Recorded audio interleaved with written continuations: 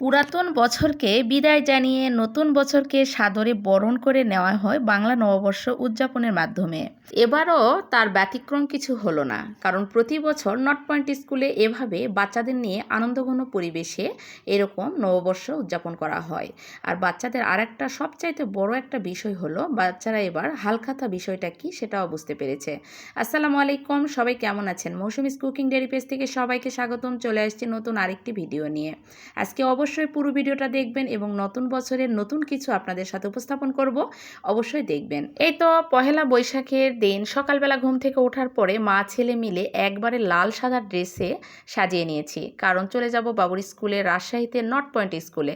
কারণ আজকে তাদের স্কুলে সুন্দর একটা প্রোগ্রাম আছে, নববর্ষ উপলক্ষে স্যার একটা সুন্দর আয়োজন করেছে। এই তো মা ছেলে মিলে রেডি হচ্ছি। তারপরে আমার ছেলের একটু মন খারাপ ছিল, কারণ তার বেস্ট ফ্রেন্ড আরিয়ান বাবু খুব অসুস্থ ছিল।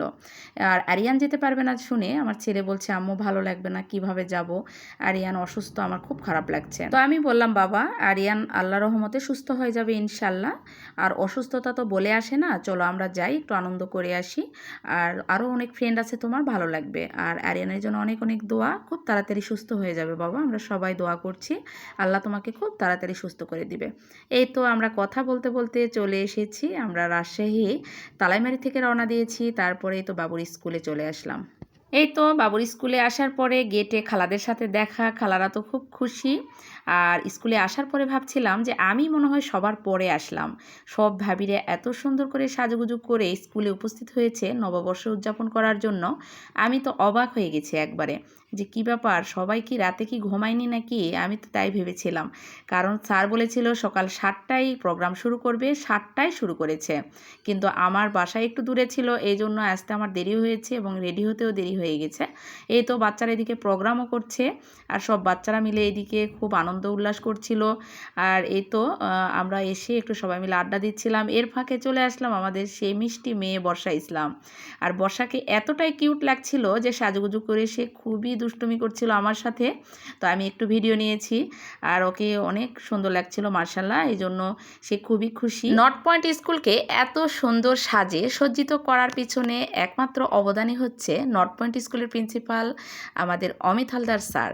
স্যারকে অসংখ্য ধন্যবাদ এত সুন্দর একটা প্রোগ্রামের আয়োজন করার জন্য। আর এই তো আমাদের বাচ্চারা এখানে হালখাতা কি এই বিষয়টাও এখানে শিখতে পেরেছে। আমার ছেলে বারবার বলছিল যে আম্মু হালখাতা কি। এখানে হালখাতার জন্য স্যার এখানে নির্ধারণ করেছিল 10 টাকা করে প্রত্যেকটা বাচ্চাই দিবে এখানে, আর হালখাতার কার্ড দিয়েছিল। তো বাচ্চারা সবাই 10 টাকা করে এখানে দিয়েছে আর হালখাতার খাবার নিয়েছে, তারা সবাই অনেক মজা করে খাচ্ছিল। আর এইদিকে আমার ছেলে একটা লুডো কিনে নিয়েছে এখানে। এই তো এখান থেকে 150 টাকা দিয়ে একটা লুডো কিনে দিলাম বাবুকে, আর লুডোটা একটু অন্যরকম ছিল আমার কাছে মনে হলো। আর এই তো বাবুকে লুডোটা নিয়ে দিয়ে দিলাম। তারপরে সে খুব খুশি ছিল, কারণ অন্যরকম একটা লুডো পেয়েছে। আর টাকা 150 টাকা এখানে নিয়ে 50 টাকা ফেরত দিয়ে দিল। তারপরে এই তো বাবু এখানে হালখাতাটা খুলে ফেলেছে, বলছে আম্মু এইটাকে হালখাতা বলে। তখন আমি বললাম যে হ্যাঁ বাবা, এইটাকে হালখাতা বলে। এইদিকে আলফা নুরও খাচ্ছে, আর আলফাকে অনেক মিষ্টি লাগছিল, আর প্রত্যেকটা বাচ্চাকে এতটাই ভালো লাগছিল। আর সবাইকে দেখা যাচ্ছিল সাথে, এখানে বাচ্চাদের সাথে আমিও বসে একটু হালখাতাটা খেয়ে নিলাম, কারণ সকালবেলা তো কিছু খাওয়া হয়নি, আর এই জন্য একটু ক্ষুধাও লেগে গেছে। তো সবাই মিলে আমরা একটু খাচ্ছিলাম।